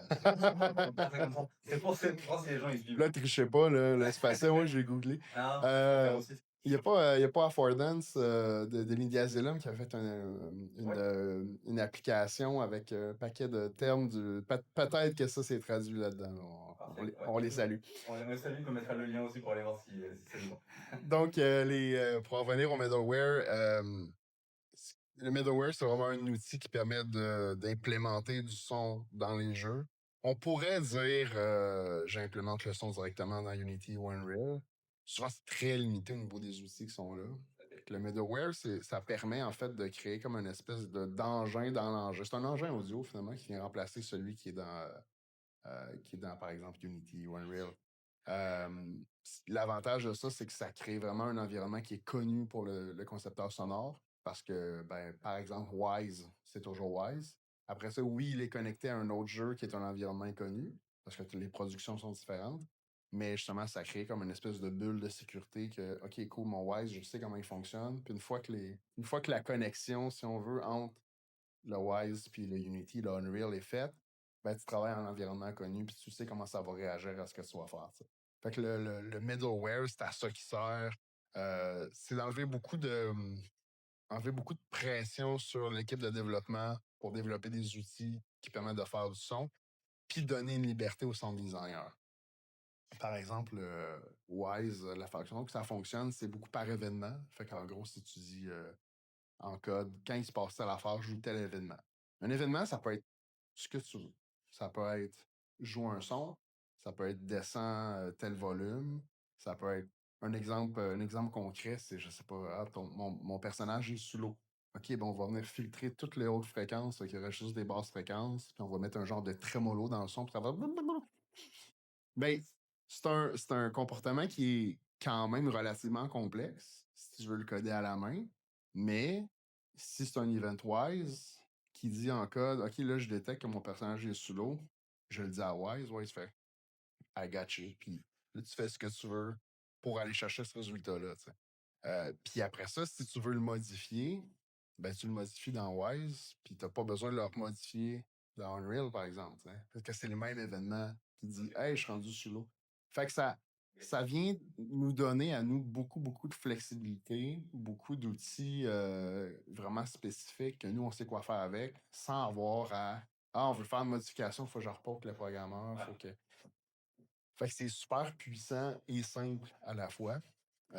Puis évidemment, si on veut faire quelque chose comme ça, mettons dans Unreal ou Unity ou un engin maison, si on veut faire quelque chose comme ça euh, sans middleware, ça peut devenir extrêmement complexe, chronophage, ça va être long. Puis est-ce que les résultats vont être là? Tu es un peu à la merci de. Est-ce que tu es un super programmeur Ouais. audio? Ouais, cool, parfait. Bonne nouvelle. Sinon, C'est ça. Dans le cas contraire, ça doit être le contraire. Fait que je repars de la chaîne, on part de la source, Ouais. que ce soit de l'enregistrement ou des banques ou un mélange des deux, vers ton logiciel, un DAW qu'on appelle là, Digital Audio Workstation, que ce soit Pro Tools, Nuendo, Reaper, vers ton middleware, puis ultimement, ben, ça joue dans l'engin. Parfait. Ça ressemble à ça. Ça répond super bien. Génial, merci pour ça. Écoute, moi, en tout cas, ça répond à ma question. J'espère que ça répond. C'est important. Écoute, on arrive sur une troisième grosse partie. Sur cette partie-là, donc on va lier un petit peu. Le titre de la partie, c'est créer des émotions, penser entre son, image et narration. On en avait parlé avant le podcast. Tu aurais pu faire partie aussi de la VFX animation CGI sur les deux parties, sur les deux aspects du podcast, mais je voulais te garder pour moi. C'est beau, on va traiter ces sujets-là un petit peu ici. Justement, le but, c'est de voir un peu comment la direction audio, justement, la mise en scène répondent ensemble, du coup, pour amplifier la narration, notamment. Donc, pour commencer, comment tu définis déjà la direction audio d'un projet dès le début? Et je pense qu'encore une fois, on a peut-être déjà dû répondre un petit peu. Mais juste peut-être pour reprendre rapidement, tu sais, mais on a dû traiter Ouais. rapidement au début. Ben, je pense qu'on moyen de le traiter différemment. On a beaucoup parlé de la direction audio en tant que telle, peut-être moins comment elle s'insère dans le C'est reste vrai. du projet avec la Tout à narration. fait. C'est côté intéressant aussi quand on parle beaucoup de narration. C'est quelque chose qu'on fait beaucoup aussi, du casting, l'enregistrement de voix. C'est toujours quelque chose qui est super intéressant parce qu'il n'y a pas un projet qui a les mêmes besoins ou la même vision. Puis nous, on se fait un peu la voix de ce que le directeur, la directrice de la narration a en tête, puis on essaie de rendre ça concret, tu sais. Que ce soit par le bon casting, les bonnes performances, la bonne direction de voix. Il y a vraiment plusieurs aspects super intéressants qui peuvent avoir un impact gigantesque sur le résultat. On travaille avec des talents un peu partout là, pour la narration. C'est vraiment. On essaie d'élargir constamment notre réseau parce qu'il y a tellement de belles voix et de bons acteurs. Fait que ça c'est une des choses là, qui prend quand même du temps à construire, je dirais, là, tu sais, de construire la bonne direction pour des voix, par exemple, on parle de narratif. Après ça, il y a tout ce qui est gameplay. Ben, plus une équipe est sérieuse envers le son, plus va s'intéresser au son, puis vouloir que ça soit ça part pas du gameplay, ça va au son, puis le son fait quelque chose. Il y a un échange. Il y a vraiment un échange. Ça, c'est un des trucs qu'on aime le plus, nous. Puis c'est la raison d'avoir un middleware de qualité, que ce soit Wise, Fmod, Fabric. Je pense qu'on le voit un peu moins. Je sais pas s'il est supporté par les nouveaux engins, mais. Bref. Euh, c'est d'être capable de créer des comportements qui sont vraiment réactifs aux jeux vidéo, aux interactions du gameplay qui se passe. Nous, ça nous permet de faire des suggestions. Euh, des fois, ça peut être juste des trucs tout simples. Je sais pas, tu perds une vie dans un. Là, mettons, on va dire que ton jeu est un peu chaotique, là. Puis là, la musique, ça brasse, là. Puis là, tu sais, il y a plein d'SFX. Puis là, à oh, t'as mangé une vie. OK, oui, t'as les SFX de la vie qui joue, mais on peut descendre la musique, on vient tout filtrer. Peut-être qu'on ralentit la musique, fait que ça se met à sonner un peu faux. Puis c'est des interactions qui font que, oh, OK, j'ai pas juste, je me suis pas rendu compte, là, oh, ça frappe, là, tu sais. Puis même, ça peut informer le gameplay. On pourrait désaturer la couleur à ce moment-là, tu sais. Fait que là, tu sais, ça fit avec la musique. Fait que c'est ça. C'est pour ça que je dis quand c'est pas unidirectionnel, c'est rarement juste le jeu, il se passe telle affaire, puis le son répond, c'est que ça devient un échange. Puis c'est ce genre de système-là que quand tu les bâtis, là, t'as une vraie belle vision qui ressort, puis même la vision artistique peut évoluer suite à ce que le son fait, tu sais. Puis c'est là qu'on a du plaisir, là. C'est là que c'est le fun. C'est intéressant. Ouais, ouais, vraiment. On le disait un petit peu tantôt dans la discussion, c'est cet échange dès le début, en fait, intégrer les deux, et c'est pas juste on vient à la fin pour qu'on a à apprendre. C'est vraiment un échange, et c'est là où tu vois vraiment que ça répond aux deux. Les deux se nourrissent mutuellement. Absolument. Tu l'as dit, le gameplay et son, donc je trouve ça vraiment cool. On continue un petit peu sur cette direction. En fait, j'ai une question tout le temps là, mais j'essaie de voir un peu en fonction. Mais comment tu alignes justement le son et l'image pour créer un rythme cohérent? C'est quoi pour ton approche là-dessus? Il y a toute une question quand on parlait de jouer au jeu dès le plus tôt possible. Déjà, le gameplay va informer plusieurs trucs. Est-ce que c'est un rythme qui est lent? Est-ce que c'est un rythme qui est rapide? Est-ce qu'on va avoir beaucoup d'interactions répétitives? Puis là, déjà, ça soulève toutes sortes de questions. Est-ce que j'ai une musique qui va être planante? Parce que justement, mon gameplay est relativement lent, fait qu'on ne veut pas bombarder le joueur. Est-ce qu'on veut, au contraire, donner l'impression que le rythme est encore plus rapide qu'il l'est? Des fois, peut-être que, je vais vous donner un exemple, un jeu, je sais pas, à la Overcooked ou quelque chose comme ça, où on est tout le temps stressé, mais ça va pas si vite que ça, là. Tes personnages vont pas à 100 000 à l'heure, mais la musique vient comme augmenter l'espèce de tension, de stress. Puis ça donne l'impression que le jeu il roule plus vite encore, tu sais, qu'il l'est. Si tu mets une musique super lente, ça va avoir l'air super chill. Puis tu vas, OK, cool, on n'est pas dans le temps. On n'est pas stressé, ça va. Tu sais. Puis là, finalement, t'as plus de tomates de couper, puis il faut que tu fasses des sandwichs. Mais, mais T'as tout perdu de ton chiffre. exactement. Mais ouais, c'est ça. Fait il y a vraiment plusieurs trucs, là. Tu sais, le nombre d'interactions qui se produisent. Est-ce qu'on veut tous les appuyer ensemble? Est-ce que ça peut devenir fatigant? Est-ce que ça peut devenir comme lassant? Euh, euh, ou finalement, on se rend compte que non, tu sais, c'est vraiment important qu'on accorde tout, dépendant si on est un jeu d'action, puzzle, à quel point le jeu respecte. Fait qu'on on utilise beaucoup de cues de ce que le jeu propose. Puis, ben, des fois, il y a des tests qui sont faits, puis on se rend compte que ça marche pas du tout. Ça, c'est vraiment tannant, on va l'entendre tout le temps. Ou des trucs, et des fois, on se dit, il n'y a pas besoin de son pour ça. Puis là, c'est frappant à quel point ça manque, là. Euh, Notre travail est souvent ingrat au sens où quand le son est bien fait, il y a beaucoup de gens qui le voient pas. Puis quand il est mal fait, ben là, c'est une catastrophe. Là. Tout le monde dit ouais, ça marche vraiment pas. Mais pour vrai, c'est notre vie, là. Puis c'est le fun d'essayer déjà de prévoir, OK, tel truc, les gens ils vont penser telle affaire ou euh, puis d'arriver avec des solutions qui sont créatives, qui sont le fun, puis qui viennent apporter quelque chose d'unique. Là. Mais c'est beaucoup d'essais-erreurs, beaucoup de décisions, beaucoup de guesses informés. Là. T'sais, genre, je crois que, puis là, finalement, on constate, mais c'est de l'itération. Là. Le jeu vidéo, c'est que ça. Puis euh, d'où l'importance d'avoir ton équipe audio le plus tôt possible parce que sinon, on n'a pas le temps d'itérer. Puis on va pouvoir faire quelque chose, mais on ne pourra jamais aussi bien appuyer le rythme du jeu, puis l'informer. Puis euh, fait que je dirais c'est ça. Ça se décline sur plusieurs trucs. La place de la musique, s'il y en a. Parce que des fois, ça peut être un choix artistique de dire il n'y en a pas du tout. Puis ça aussi, c'est un rythme. Ça crée un rythme de dire j'ai pas de musique. Ça crée un rythme de dire j'ai une musique qui est lente. Ça crée un rythme de dire j'ai une musique qui est rapide. Ça crée un rythme de dire j'ai une musique rapide, puis soudainement, il n'y a plus rien. Plus rien, Là, c'est tu viens de net. casser complètement, tu sais. Ouais. Ça, c'est cool aussi, tu sais. Ça peut servir je me rappelle de... Je sais pas si tu as joué à Hotline Miami. Ouais. Tu sais, t'as toujours la musique, c'est quand même... Puis là, quand t'as fini le niveau, là... Ça s'arrête et Il n'y a tout plus se calme. rien, Ouais. t'as un drone bizarre Mais c'est tellement iconique, puis en même temps, c'est si simple. C'est quelque chose qui m'avait frappé au début, tu sais, parce que t'es vraiment... c'est super violent comme jeu. T'es comme ah, puis là, un coup, t'as réussi, c'est comme, on dirait que tu peux respirer enfin, là, on dirait que... OK, Tu OK. s'ouvres un peu ton Ouais, corps, puis ouais. d'un coup, ça se. Ouais, Puis c'est fou comment est-ce que la Ouais. musique contribue à ça, tu sais, c'est vraiment important. Je pense que c'est une belle utilisation de dire je coupe, net frais de sec, on arrête tout. Euh, voilà. Voilà. Je peux qu'appuyer, comme je disais tout à l'heure, je mets pas beaucoup de mots sur la chose que je ressens là, mais c'est exactement ça. Quand le pays est un jeu très rapide, un jeu d'action, etc. RPG, puis d'un coup tu le coupes là, tu le sens aussi. C'est comme un film d'horreur aussi, tu sais. Absolument. Les musiques, en fonction de où est-ce qu'il est placé, etc. Ton rythme cardiaque va s'accélérer un peu, tu sais que Ouais, ça va ouais. arriver. Donc, non, c'est fou. Une fois que tu mets des mots, tu le vois. Comme tu le dis, c'est marrant parce que tu joues au jeu, tu vas pas forcément le voir. Quand c'est bien fait, c'est juste que t'as une très bonne expérience, mais bon, si c'est mal fait, tu Ah, l'entends vite. ça, c'est moche. Tu Là. l'entends Ça peut être moche. Là.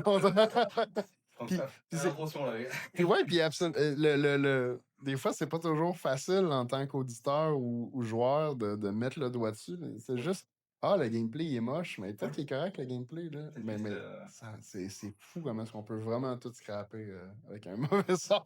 d'accord, je suis complètement d'accord. J'ai vu plusieurs fois. Je tairai les noms, mais On va les contacter en privé. on va quel principe tu utilises encore? Parce que tu as quand même une carrière très riche, hein, c'est en cinéma, en vidéo, en son. Quel principe de mise en scène du cinéma tu utilises encore, si tu l'utilises encore, bien sûr? Euh, ouais. Principe de mise en scène, appliqué aux jeux vidéo directement, c'est sûr qu'il y a toujours tu sais, créer des attentes, des contrastes, des trucs comme ça. Je sais pas si c'est de la mise en scène en tant que telle, mais j'essaie de voir comment on pourrait l'appliquer au jeu. Mais c'est sûr que on vient de parler encore là, de couper une musique sec. Ça crée un énorme contraste. Des fois, ça peut être juste tu sais, d'étirer l'attente. Ah, OK, ça va. De créer une anticipation. Euh, Super simple là, en sound design, juste avoir je sais pas moi, je vais mon personnage va faire une magie, là, mais là, tu sais, c'est comme un truc qui se développe, là, t'as l'impression, là, t'étires l'élastique, là, puis là, soudainement, tu sais, je le fais, ça me fait penser un peu à des boss fights de Dark Souls ou de, tu sais, t'as l'impression que le boss, c'est quand, là, c'est comme il crée une espèce mais ça, c'est des trucs qui peuvent être super forts, qui créent vraiment de tension. Ensuite, il y en a plein, là. Il y en a plein. Surtout quand on tombe dans le narratif, on fait littéralement du cinéma, tu sais. Euh, Fait que, tu sais, il y a toutes sortes de principes en audio qu'on peut utiliser, des trucs hors champ, c'est des outils qui peuvent être super puissants puis qui sont pas, qui sont à la portée de tous, là. Je veux dire, c'est pas compliqué. Euh, sinon, ben, aussitôt qu'on joue au jeu, bon, c'est-à-dire qu'on va vers la narration du jeu comme la narration des voice actors, ben là, tu sais, on se retrouve avec littéralement le même jargon, le même lexique que si on faisait du cinéma. Essentiellement, c'est la même chose. Là. C'est super intéressant de voir des acteurs travailler, c'est toujours un grand plaisir. Là. C'est pas tous les projets qui peuvent se permettre ça. Ou même si c'est nécessaire. Là. Tu sais, des projets, ça n'a juste pas rapport là, d'avoir de la narration. Euh, c'est toujours un plaisir de travailler avec les gens de chez Nesting Games à Québec ici qui ont beaucoup de narratifs dans leur jeu. C'est un aspect qui est quand même central. On a reçu beaucoup d'acteurs ici pour ce projet-là. C'est toujours cool de voir ces gens-là travailler. Là. Moi, je trouve ça super inspirant. Puis, Faudrait que je vienne à une session. ouais, c'est toujours. Il y a toujours une énergie un peu brute, là, Ouais. tellement concentrée là, dans ce genre de truc-là. Moi, je puise beaucoup d'inspiration des acteurs. Là, c'est toujours fascinant. Écoute, ça donne envie d'être là. J'avais une, pour pour ceux qui connaissent Dave, t'as tellement d'anecdotes tout le temps. Ça fait qu'on a parlé, on parle trop d'anecdotes. On a parlé, je pense qu'on pourrait faire un demi-épisode facilement si c'est plus sur que tes anecdotes. Moi, tu en as parlé rapidement. J'ai pas non plus cessé non plus. Assassin's Creed Odyssey, Ouais. l'histoire de la chèvre. Ouais, la Je chèvre. vais l'entendre. Ça, c'est drôle. On parle beaucoup, on parle beaucoup à l'échelle indie, peut-être en ce moment, parce qu'on parle beaucoup de- d'audio 360, tu sais, de travailler avec une équipe et tout ça. Je suis effectivement passé par le 3 aussi, puis moi, ça me fascinait à quel point on peut trouver le moyen de s'amuser dans le 3. Tu sais, on a l'impression que c'est plus rigide, c'est plus grosse usine et tout. La majorité du temps, oui, parce qu'on a des gros, tu sais, c'est des gros jeux, des gros scopes. Tu sais, Assassin's Creed, si tu veux tout faire, c'est 120 heures. Bon. Euh, puis on avait quand même un certain degré de liberté qui est quand même. Moi, ça m'avait surpris à quel point on pouvait quand même s'amuser. Puis, notamment, ce que tu me parles aussi, c'est qu'il y avait une cinématique. Il y a des gens qui ont joué. Puis ça se peut que ça fasse loin, là. C'est 2018, là. Ça commence à faire quelques temps, mais il y avait, euh, il y avait une des premières missions, là. C'était sur la première île où tu allais chercher un œil de vitre, là. Le gars, il l'appelait le Cyclope, là. C'était super drôle. Puis c'était comme son œil de cérémonie, là. Il était comme serti de jade ou je sais pas trop quoi. Puis la mission, c'est que tu allais le chercher, puis dès que tu réussissais, ben, tu te poussais, puis il te rattrapait finalement, il te trouvait, puis là, c'était comme, ah merde, tu sais. Puis là, je pense que tu te battais contre, puis tout. Mais il y avait une cinématique qui jouait où il y avait une chef qui passait, puis il disait, tu le veux ton œil? Puis il insérait gentiment l'œil dans la chèvre. Puis moi, ça m'avait marqué parce que euh, quand le jeu est sorti, j'ai joué. Euh, oui, c'est débile, tu passes des années sur un jeu, puis quand il sort, tu le joues. Mais ça m'avait marqué à quel point j'avais plein de choses que j'avais pas vues, dont le fait que tu fais retrouver une chèvre qui se promenait dans ce coin-là, puis si tu la tuais, ben t'avais l'œil, tu retrouvais l'œil. Là, moi, ça m'avait marqué, j'étais comme wow, ok, ils ont pris la peine. L'équipe de Quest a pris la peine de faire ça. Moi, j'avais trouvé ça vraiment cool. Puis là, on avance de, je sais pas, un an peut-être, on travaille sur les DLC. Et dans le DLC 2 qui se passe dans Tartaros, donc les enfers si on veut, euh, tu rencontres à nouveau le Cyclope, qui est pas plus content de te voir que dans le jeu finalement. Donc, c'est super drôle. Puis, j'étais concepteur cinématique là-dessus, sur spécifiquement cette scène-là où tu le rencontrais. Puis, ça devait être juste le script, il n'y avait rien. Là. Je me demande s'il y avait des mots ou si c'était juste la scène, c'est t'arrives là, à un endroit précis, le cyclope il arrive avec deux de ses gars, puis vous vous battez. Puis à ce moment-là, à ce moment-là, il m'est passé une bulle au cerveau, je me disais, ah, on pourrait ramener une chèvre. Il y avait zéro chèvre là-dedans. Là. Fait que là, j'ai remis une chèvre qui avait pas de chef du tout dans cet endroit-là. Puis c'est littéralement juste ton personnage, que ce soit Alexa ou Cassandra, qui arrive, puis là, c'est une confrontation quasiment western. Là, t'as le cyclope qui arrive avec ses deux gars, puis juste en avant de toi, maintenant, ça vient couper le beat complètement. Il y a une chèvre qui s'installe en avant de toi. Puis là, l'autre, il te regarde, puis là, il fait le lien, puis toi aussi, puis en tant que joueur, si t'as joué, là, tu fais « Ah non, la chèvre! » Puis là, moi, juste ça, je suis ultra satisfait. Je suis content de moi. Je me dis, je pense que ça finit dans la scène, il donne une tape sur le derrière de la chèvre, puis elle se pousse. Puis l'autre est là, non! Puis ouais, on avait été rechercher une ligne du jeu, puis il n'y avait pas de ligne qui a été enregistrée, parce qu'il n'y avait pas de. Il y avait pas de- C'était pas prévu qu'il y ait cette scène-là du tout. Là. Ça venait complètement de mon imagination. Fait que j'avais demandé à quelqu'un à l'audio, y a-t-il une ligne qui n'est pas utilisée qu'on pourrait prendre pour, tu sais, pour le cyclope, parce qu'il était clairement pas content, parce qu'il disait, hey, c'est la chèvre, ça, c'est-tu la même, là? Mon œil, est-tu là? Tu sais? Et que c'était super drôle. Puis ils ont finalement réussi à trouver une ligne qu'on a pu réutiliser. Là. C'était parfait, c'était vraiment cool. Mais ça s'arrête pas là. Parce que quand j'ai joué après, je me suis rendu compte qu'il avait mis une chèvre. En fait, on avait mis une chèvre. Moi, j'avais laissé la chèvre dans une scène après. Et tu la voyais, puis c'était comme une espèce de petit champ. Puis tu la voyais à peine, là. Ses oreilles dépassaient. Puis, parce qu'elle était là dans le jeu, dès que la scène s'arrêtait, la chèvre était encore là. Fait que tu fais décider de courir après. Mais là, ça devenait comme un genre de mini-game. Parce que, justement, les herbes hautes.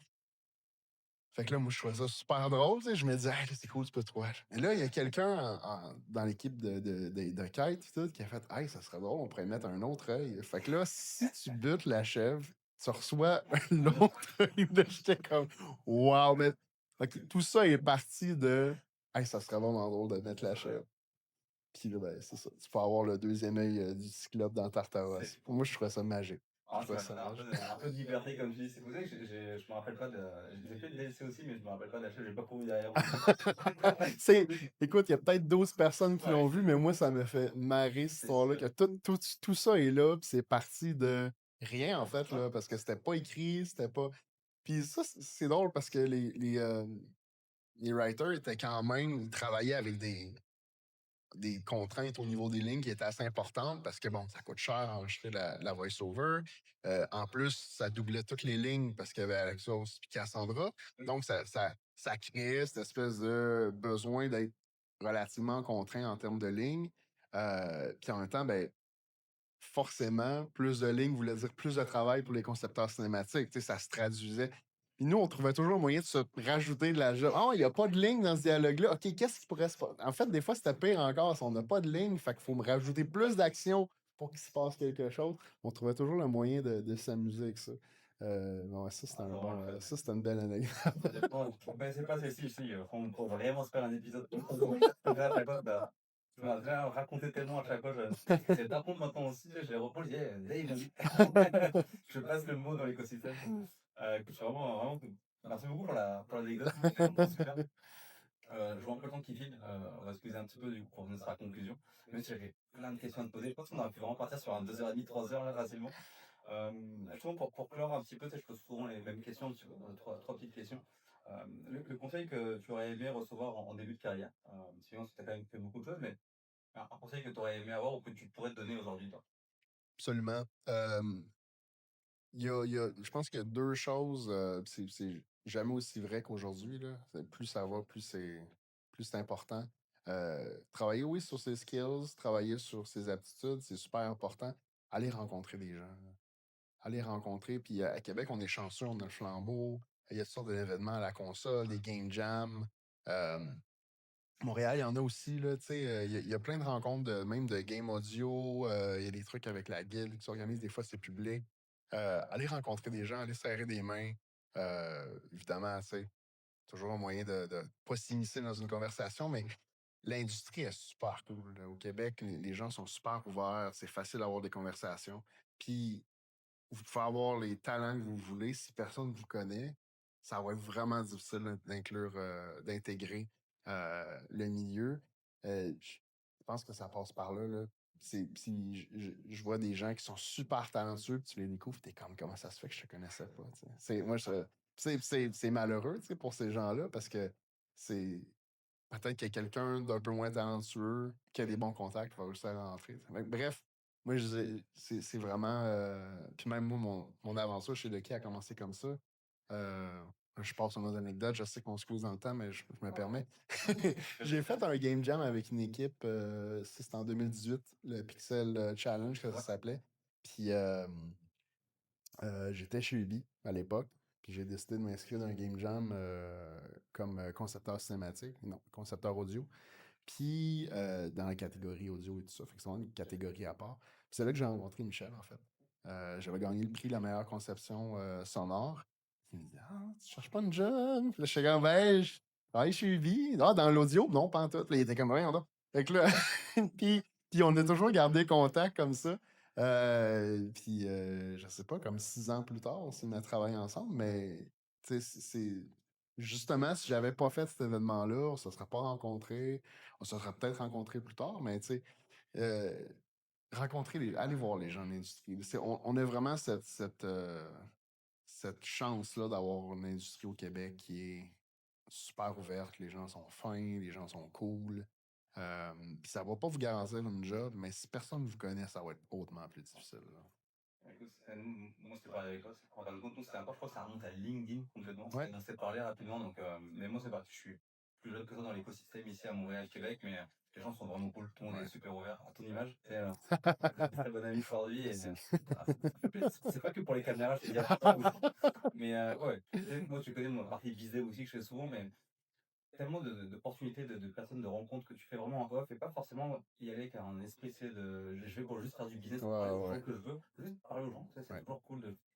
Et comme encore une fois, tu tombes sur des gens, tout le monde est n'importe quoi, on est d'accord que j'ai fait aussi de mauvaises rencontres plus d'une fois, mais ouais, je peux qu'appuyer ta reco. Concernant une ressource, est-ce que tu aurais une ressource, par exemple, à recommander? Tu sais, ça peut être un livre, une chaîne YouTube, un streamer, etc. Ben, il y en a plusieurs. Ça dépend qu'est-ce que tu recherches à aller chercher directement. Il y a plein de channels. Il y en a qui sont même plus actifs, qui sont encore pertinents. Là, tu sais, des breakies, brackies, je sais pas comment ils disent exactement, là, sur Unity. C'est super cool. C'est des trucs plus dev général, mais c'est quand même de la bonne inspiration. Euh, Sinon, il y a un média social pour le son, spécifiquement, qui s'appelle Air Wiggles, qui est vraiment cool. C'est vraiment une belle communauté. C'est un genre de Twitter d'audio, si on veut. Là. Ouais, c'est Les gens, ils posent des projets, puis c'est vraiment cool. C'est une belle ressource à explorer. Puis sinon, Sinon, ben, écoutez de la musique puis écoutez des jeux. Non, mais c'est, il y a vraiment, il y a pas de secret, faut s'y intéresser. Il y a beaucoup de trucs un peu éclatés qui peuvent être des super bonnes ressources. Moi, j'écoute beaucoup de musique de jeu tout le temps, puis ça t'amène à en écouter d'autres. Puis là, l'algo de YouTube te pitch plein d'affaires, puis tu fais, oh, c'est cool ça. Moi, en général, si j'ai pas joué à un jeu, j'écoute la musique, puis je trippe, c'est un bon signe. Parce que souvent, on associe, tu sais, t'as des souvenirs du jeu, tu sais, t'as des souvenirs du jeu, puis là, t'écoutes la musique, ça me rappelle, là. Puis si t'écoutes la musique, puis vraiment ça vient te chercher, là, oh, attends un peu, là, il y a des jeux spéciaux. Moi, ça m'est arrivé de voir jouer des jeux après avoir écouté. Ah ouais, hey, le jeu doit être bon, tu sais. Peut-être pas, là, mais. Peut-être, mais en tout cas, la musique m'a donné envie. Mais pour recadrer la question, consommer de la musique de jeu, euh, c'est une bonne façon d'en apprendre plus. Il y a aussi il y a une chaîne YouTube, là, il me semble que le thumbnail est rose, je m'en souviens plus, mais c'est genre Music Theory 101 pour les jeux, whatever, mais il y a tellement des trucs intéressants. Ils vont analyser toutes sortes de jeux, des Undertale, des Zelda, des Persona 5, comment ils traitent les cercles de quinte, puis les mods. Pour vrai, il y a jamais eu autant de ressources là, super intéressantes puis gratuites. Là, tu sais. Ouais, c'est c'est à portée de main là. Ouais. On mettra tous les liens. Tu sais, on retrouvera, c'est vrai que ça posera des questions en off. On mettra tous les liens à la vidéo aussi pour ceux qui sont intéressés. Et je peux que t'appuyer aussi sur le côté. Tu sais, j'ai plus l'expression exacte, mais un forgeron, quand tu dis un forgeron, Ouais. forgeant là, Ouais. pas des jeux, jouer comme moi je suis le premier, j'ai essayé d'avoir les mains dedans tout le temps là, même si on n'a plus vraiment le temps des Ouais. fois, mais on a toujours un petit peu de temps. C'est Ouais, quelque chose de ouais, réalisation. faut le trouver. Toujours. Parfait, et rapidement, parce que je sais que le temps est en cours là, je crois qu'ils vont selon toi, où va le tout dans le jeu vidéo dans les prochaines années? Je sais que c'est large, on pourrait partir sur un autre sujet là, je pense, mais comment, si tu devais le résumer, où est-ce que ça irait? Je vois des trucs super intéressants qui se passent du côté d'Unreal avec MetaSounds. En ce moment, c'est très expérimental au sens où c'est un gros jouet super le fun qui fait plein d'affaires un peu éclatées. J'ai l'impression que ça va se démocratiser beaucoup. Ça va permettre aux gens euh, de s'occuper peut-être plus eux-mêmes de leur son. Au sens où il va peut-être avoir des moins grosses équipes audio. Je pense que ça va être encore nécessaire parce que c'est encore une expertise, mais j'ai l'impression si ça peut juste permettre à plus de gens de s'intéresser à l'audio, pourquoi pas, tu sais. Je vois ça, les AI, on en parle beaucoup. Est-ce qu'aujourd'hui, ça a un gros impact? Je dirais non, au sens où nous, en fait, l'AI vient en ce moment valider que notre travail est important, là, parce qu'il y a des gens qui s'assoient avec l'AI et sont comme c'est moche, là. Tu sais. Au sens où, est-ce que tu sais vraiment quoi demander à l'AI? Est-ce que tu sais comment le traiter? Est-ce que tu sais. Bon, fait qu'il y a tout ça. Par contre, est-ce que ça va prendre de plus en plus de place, puis ça va devenir un outil qui va permettre d'accélérer, puis d'être plus efficace? Absolument. C'est sûr que oui. Je pense que les gens qui vont refuser de toucher à ça vont fader out ou mordre la poussière. Il va falloir s'intéresser à ça, là. Parce que sinon tu vas devenir désuet, là. Beaucoup de sagesse dans ces paroles. Je suis complètement d'accord avec toi. Peut-être moi, je suis dedans depuis un bout de temps dans les Ouais. RX. Euh, Beaucoup le voient comme une crainte. Je trouve que le mindset commence un peu à changer quand Ouais. même. Ça avance. Et c'est comme toute nouvelle technologie. Souvent, les gens sont un peu réfractaires au début.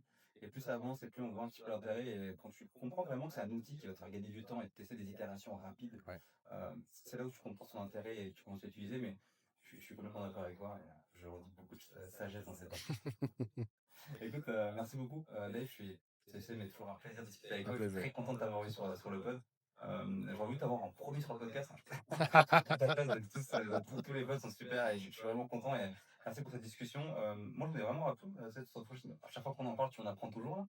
J'espère vraiment que ça servi aussi à nos auditeurs et nos auditrices qui nous écoutent, que ça a pu tant aider à des équipes que des sound designers ou des directeurs, des producteurs. Pardon. Donc, pareil, si jamais les gens peuvent te contacter, je te remettrai ton lien LinkedIn ou un petit mail.